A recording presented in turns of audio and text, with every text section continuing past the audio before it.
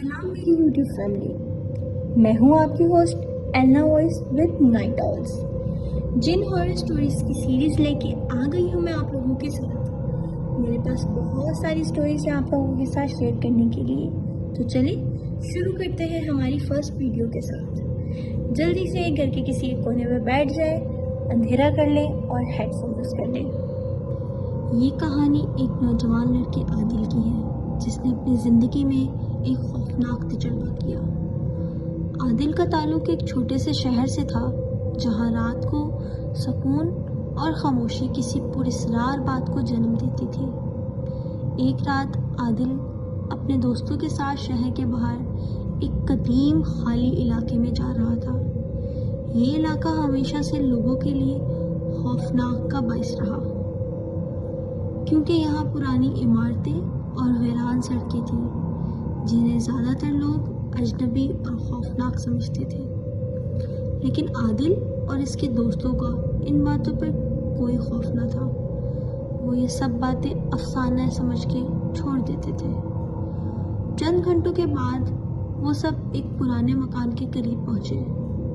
आदिल ने वहाँ कुछ अजीब सा महसूस किया। वो मकान जो एक वक्त से शानदार किस्म की एक हवेली हुआ करता था अब टूट फूट का शिकार हो चुका था। इसकी खिड़कियां बंद थी और एक सन्नाटा था। फिजा में कुछ पुरस्रार सा था। आदिल ने अपने दोस्तों से कहा, चलो अंदर चल के देखते हैं, कोई नया तजुर्बा मिलेगा। दोस्तों ने थोड़ा सा इनकार किया लेकिन आखिरकार वो सब अंदर दाखिल हो गए। अंदर दाखिल हुए ही थे कि एक अजीब सी एक ठंडी हवा ने इन्हें घेर लिया, जैसे कोई और वहाँ था जो इन्हें देख रहा था। अचानक आदिल को एक साया दिखाई दिया जो एक कमरे के कोने में हरकत कर रहा था। आदिल ने फौरन अपने दोस्तों को कहा, क्या तुम लोगों ने वो साया देखा? लेकिन इसके दोस्तों ने कहा, तुम्हारी आंखों का धोखा होगा या कुछ और है, वहाँ कुछ नहीं। फिर वो साया दोबारा नजर आया। इस बार वो ज़्यादा वाज़ेह था, बहुत ज़्यादा। एक स्याह गुबार सा, जैसे कोई ढलका सा जिस्म हो, वो एकदम गायब हो गया। आदिल और इसके दोस्तों की हिम्मत जवाब दे गई और वो फौरन बाहर की तरफ दौड़े। जब वो वापस अपने गांव पहुंचे तो आदिल ने महसूस किया है कि कुछ गलत है। इसका दिल बेचैन था और इसके जहन में वो साया बार बार आ रहा था। ऐसा लगा जैसे वो साया उसे पीछे आवाज़ दे रहा है या उसका पीछा कर रहा है। रात को जब आदिल सोने की कोशिश कर रहा था, इसके जहन में बार बार वो साया आ रहा था और इसके साथ होने वाली अजीब से तजुर्बात उसको याद आते रहे। अचानक उसे अपने कमरे की खिड़की से कुछ हरकत नजर आई। जब इसने खिड़की के करीब जाके देखा, इसने एक साया देखा जो इसके कमरे में खड़ा था। वो खौफ के मारे चिल्ला पड़ा, लेकिन जैसे ही इसने दरवाज़ा खोला, वो साया फौरन गायब हो गया। अगली सुबह जब वो अपने दोस्तों के साथ बात कर रहा था, इसने बताया कि वो साया मुसलसल इसे पीछा करता हुआ नजर आ रहा है। हर रात इसके कमरे के करीब आके खड़ा हो जाता है। इसके जिस्म पर अजीब सी सर्दी महसूस होती है, जैसे इसे कोई छू रहा हो। फिर आदिल ने इस बात का जिक्र अपने दादा जान से किया जो उस शहर के बुजुर्ग हुआ करते थे। उन्होंने बताया कि ये साया हो सकता है जो उस कदीम मकान से आया हो जहाँ वो सब गए थे।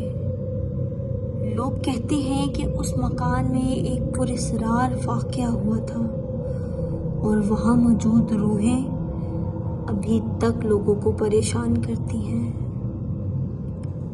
आज तक आदिल को ये साया कभी नहीं छोड़ता। कभी उसको अपने साथ महसूस होता है तो कभी उसको अपने घर के कमरे की खिड़की के तरफ खड़ा हुआ नजर आता है। वो अब भी अक्सर रातों को अपनी खिड़की के करीब उसे महसूस कर सकता है, जैसे कोई खड़ा हो उसे देख रहा हो। और जब वो मुड़ कर देखता है तो कुछ नहीं होता। गांव के मजीद बुजुर्ग कहते हैं कि कुछ जगहों पर रूहें होती हैं जो कभी नहीं सुकून पाती और इन्हें हमेशा एक नई हस्ती की तलाश रहती है। ये कहानी उन लोगों के लिए नसीहत है कि कभी भी ऐसी पुरस्रार जगहों पर ना जाए जहां लोगों की जिंदगियों में अजीबो-गरीब और पुरस्रार वाक़यात पेश आते हों, क्योंकि कुछ चीज़ें ऐसी हैं जो नज़र नहीं आती लेकिन वो हमें कभी नहीं छोड़ती, कभी भी नहीं छोड़ती। वैसे आदिल, तो ये कहानी सुन के मेरा कहना तो ये है कि हमें ऐसी जगहों पे नहीं जाना चाहिए। अगर कोई जगह एक अरसे से बंद पड़ी है, कोई घर एक अरसे से बंद पड़ा है, तो जाहिर सी बात है लाइट नहीं है, किसी लोगों का आना जाना नहीं है, तो ऐसी चीज़ें जो हैं वो वहाँ बसर कर जाती हैं। पहली चीज़ तो उनकी गलती ये है कि उन्हें ऐसी जगहों पे जाना नहीं चाहिए था, और अगर वो चले गए थे तो जाहिर सी बात है मुसलमान है हम, तो हमें हसार बांध के जाना चाहिए, आयतुल कुर्सी वगैरह पढ़नी चाहिए। खैर, मैं इस बात को मानूंगी कि हाँ, ये ऐसी कहानियाँ सच्ची हैं, क्योंकि ऐसी जगहों पे वीरानियत में ये चीज़ें बसर कर जाती हैं और फिर आपका पीछा नहीं छोड़ती अगर आप उन्हें नज़र आ जाए या आप उनकी जगह पे, उनकी टेरिटरी में दाखिल हो जाए, क्योंकि उन्हें भी नहीं पसंद होती ऐसी जगहों के बाद किसी का आना। अब जो दूसरी कहानी मैं आप लोगों के साथ शेयर करने लगी हूँ, ये मेरी फ्रेंड की कहानी है। ये बात है सन 2015 की, जब मैं फर्स्ट ईयर में पढ़ती थी। कुछ हुआ ऐसे कि उस वक्त हमारे कॉलेज का ट्रिप जा रहा था मरी। हम रात के 11 बजे निकले।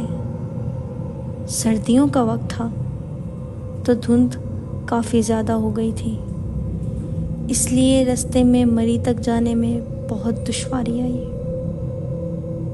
हमें मरी पहुंचने में बहुत वक्त लग रहा था। सुनसान सड़कें, वीरान जगह और स्याह दरख्त जो धुंध में लिपटे हुए थे।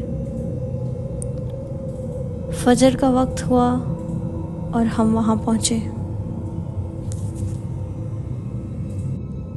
हमारा स्टे माल रोड से ज़्यादा दूर नहीं था, बट उस होटल की बैक साइड पे काफ़ी वीरानियत थी। वो एरिया काफ़ी सुनसान दिख रहा था और वो देख के बहुत खौफ आता था। सारा दिन हम सैरो तफरी में निकल जाते थे। रात के वक्त हम अपने अपने रूम्स में गए। हमारे रूम फर्स्ट फ्लोर पे थे और नीचे ग्राउंड में खाने का इंतज़ाम था। खाने के लिए हम सब नीचे आए और खाना खाने के लिए बैठे। मुझे कोई ख़ास भूख नहीं थी, कुछ तबीयत अजीब सी थी। हमारे रूम्स को लॉक लगा हुआ था, तो मैं खाना खाए बगैर ऊपर आ गई। रूम लॉक देखा तो साथ वाले रूम पे नज़र पड़ी जो कि खुला हुआ था। अपना रूम लॉक देख के मैंने उस रूम में जाना बेहतर समझा। ये कमरा किसी के इस्तेमाल में नहीं था, तो मैं वहाँ सामने बेड पे जाके बैठ गई।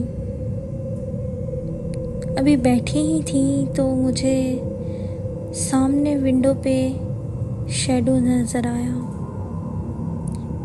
एक येलो लाइट सी थी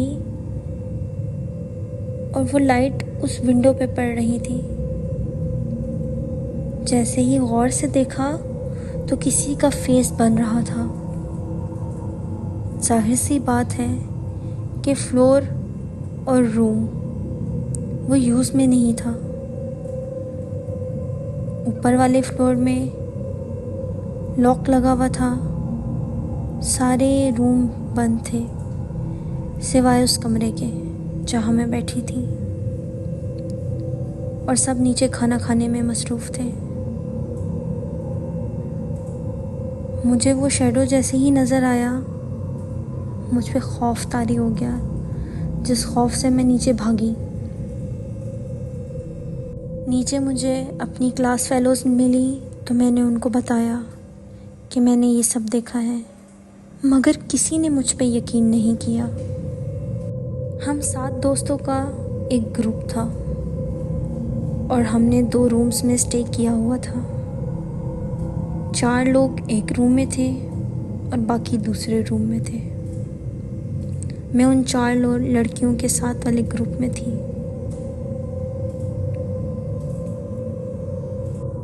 अब हम 4 दोस्तों में से मुझे और मेरी एक दोस्त को देर से सोने की आदत थी, तो हम दोनों जाग रही थी।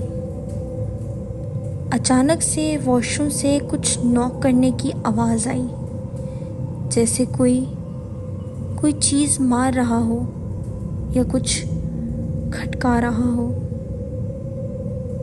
मैंने जाके देखा तो कोई नहीं था। अभी आके बैठी ही थी कि अगेन वो आवाज़ आना शुरू हो गई। मैंने दोबारा जाके देखा तो कोई आवाज़ नहीं थी, कोई नहीं था। मैं वापस आ गई।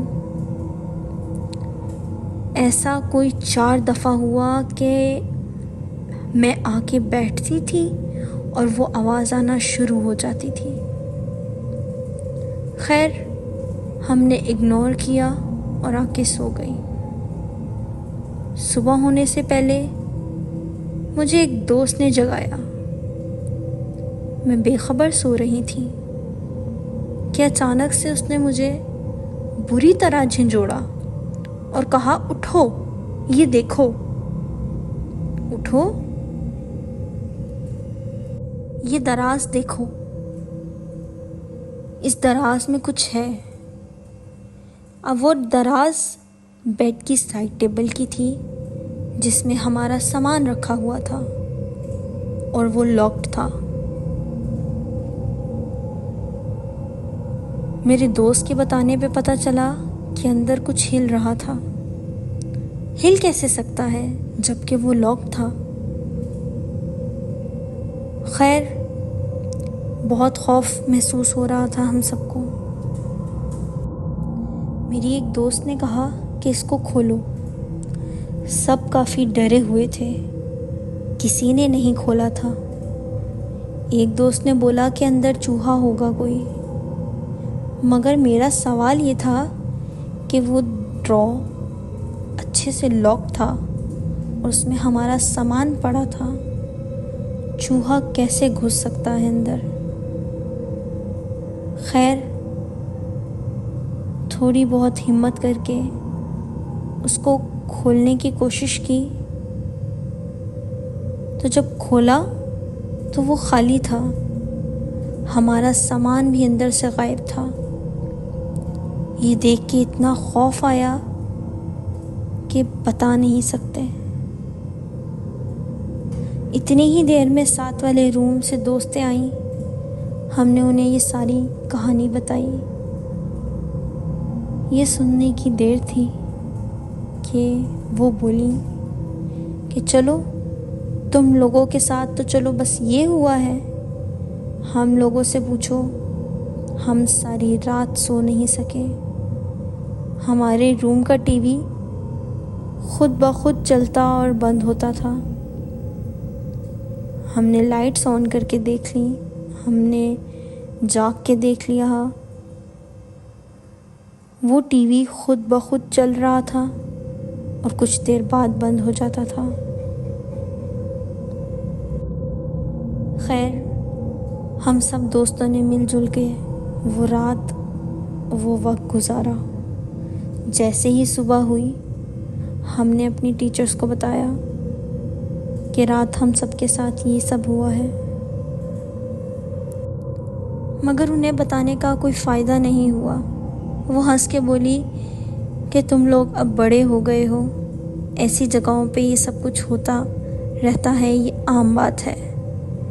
तुम लोग बड़े हो गए हो, डरा मत करो, ये चीज़ें होती हैं मगर इन्हें इग्नोर करो। लेकिन ये बड़ी वियर्ड बात है, ये सवाल आज भी है कि अगर उन्हें पता था कि इस जगह पर ऐसा सब कुछ होता रहता है तो फिर हमें लेके क्यों आए इस ट्रिप पे। और हमने जो एक्सपीरियंस किया वो बहुत अजीब और वियर्ड था। उसके बाद वो आखिरी दिन था, दोबारा हमने मरी की तरफ रुख नहीं किया, ना हम मरी की तरफ दोबारा गए।